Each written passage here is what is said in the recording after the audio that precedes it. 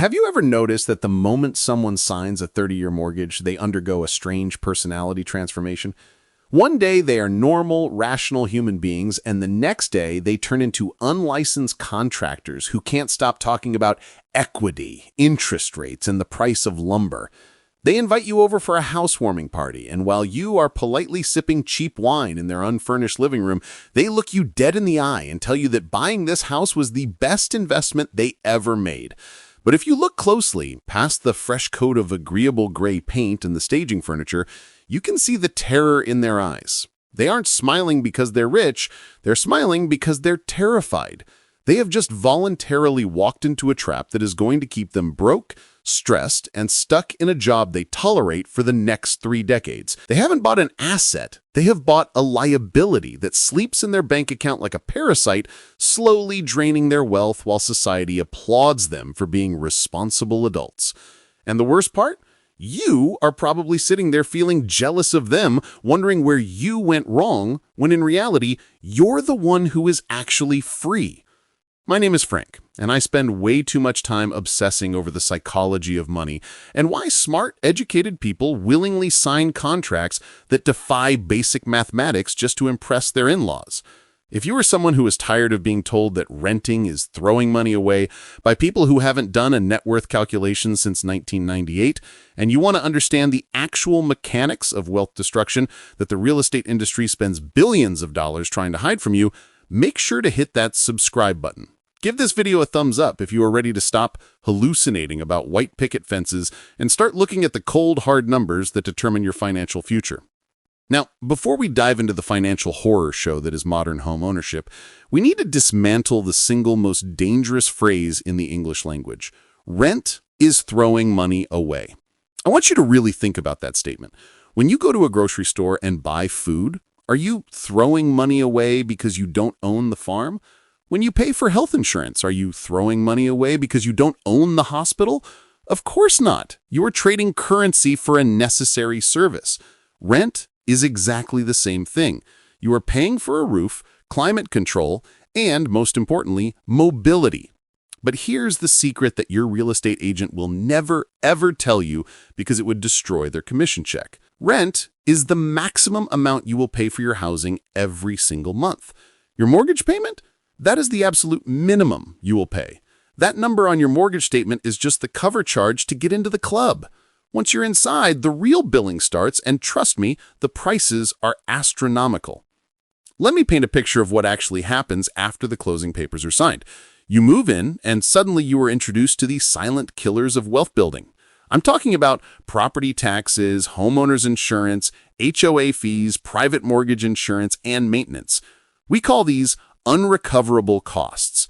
When you rent, your unrecoverable cost is the rent. Simple. When you own, your unrecoverable costs are massive, and unlike your principal payment, this money doesn't build equity. It vanishes. It burns. If you buy a $500,000 house today at current interest rates, your unrecoverable costs for the first 5 to 7 years are actually higher than what it would cost to rent a comparable home. You aren't paying yourself first, you're paying the bank, the county assessor, and the insurance company, and you're getting absolutely nothing in return except the privilege of mowing your own lawn on Saturdays.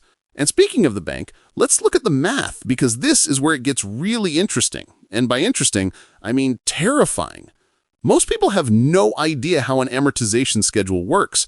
They think if they send the bank $3,000, then $3,000 comes off their loan balance. It's cute, but it's wrong. In the first few years of a 30-year mortgage, the bank front-loads the interest. Out of that $3,000 payment, maybe $300 is actually going toward paying down your debt. The other $2,700 is pure profit for the lender. You are effectively renting the money to buy the house.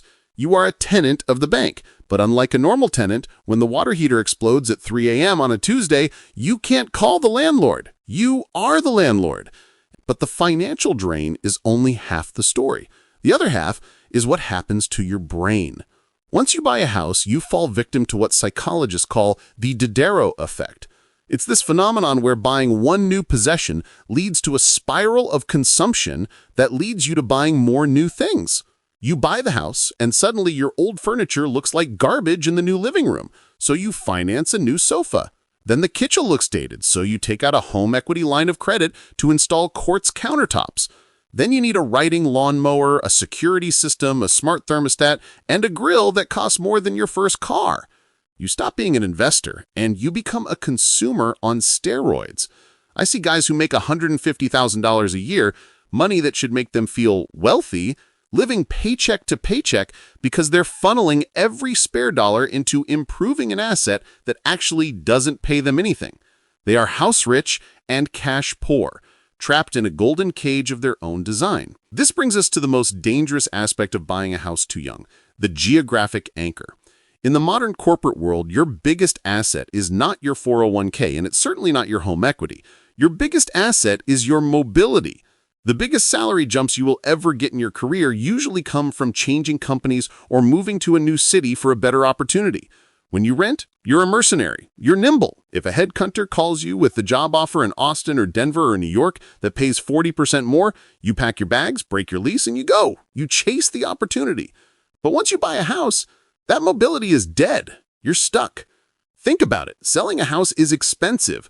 Between agent commissions, closing costs, and transfer taxes, it costs roughly 6 to 10% of the home's value just to sell it. That means if your house hasn't appreciated by at least 10% since you bought it, you're losing money if you move. So what happens? You turn down the job offer, you stay in the city with no growth, you tolerate the toxic boss who yells at you because you need that specific paycheck to cover that specific mortgage. Your employer loves homeowners. They know that once you sign that deed, you are docile, you are predictable, you're not going anywhere. You have voluntarily handed over your greatest negotiation leverage, your ability to walk away. So why does everyone do it? Why do we have this collective cultural hallucination that buying a house is the only path to adulthood? It's not an accident, it's marketing. The real estate industry, the mortgage industry, and the home improvement industry has spent decades conditioning us to believe that homeowner equals success. They sell you the fantasy. They show you the commercial with the golden retriever running in the yard, the happy couple painting the nursery, the Thanksgiving dinner in the dining room. They weaponize your emotions against your logic. They know that if they can get you to make an emotional decision, you will ignore the math. You will overlook the fact that you're draining your emergency fund. You will ignore the fact that your debt-to-income ratio is skyrocketing.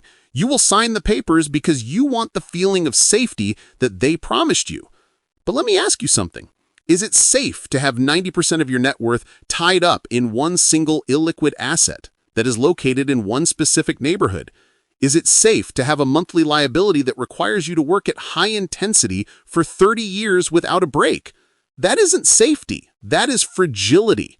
True safety is liquidity. True safety is having $100,000 in a brokerage account that you can access in 24 hours if you lose your job.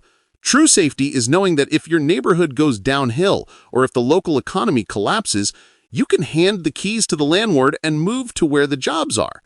When you buy a house before you are ready, you are trading true financial resilience for the illusion of stability.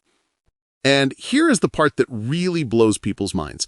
If you actually run the numbers, and I mean really run them, factoring in maintenance, insurance, and the opportunity cost of your down payment, the stock market has historically crushed residential real estate in terms of returns. Imagine if instead of dumping $50,000 into a down payment on a house, you put that money into a low-cost S&P 500 index fund. And imagine if instead of paying for a new roof and property taxes, you invested the difference between your cheap rent and that expensive mortgage every month. Over 30 years, you wouldn't just be comfortable, you would be wealthy. You would have a portfolio that pays you dividends rather than a house that demands repairs. Your money would be working for you instead of you working for your house. But nobody wants to hear that. It's boring. You can't live inside a stock portfolio. You can't show off your index funds at a dinner party. And that is the root of the problem. We treat housing as a status symbol rather than a consumption choice. If you want to buy a house because you want to paint the walls purple and knock down a wall, that's fine. Do it. But admit to yourself that it is a luxury. It is an expense. It is consumption, just like buying a BMW or going on a cruise. Don't lie to yourself and call it an investment just to make yourself feel better about blowing up your balance sheet. The truly wealthy, the people who understand how money actually works, don't rush to buy liabilities. They rush to buy assets. They build their freedom fund first. They wait until they can afford the house twice over before they sign the papers. They understand that patience is the ultimate wealth hack. While everyone else is rushing to lock themselves into a 30-year contract at age 26, the smart money is renting, investing, staying mobile, and stacking cash. They are playing the long game.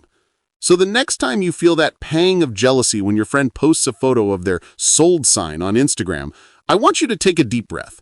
Don't envy them. Pity them. They just signed up for 30 years of debt service, unexpected repairs, and geographic stagnation. You are free. You can invest. You can move. You can quit your job. You have options.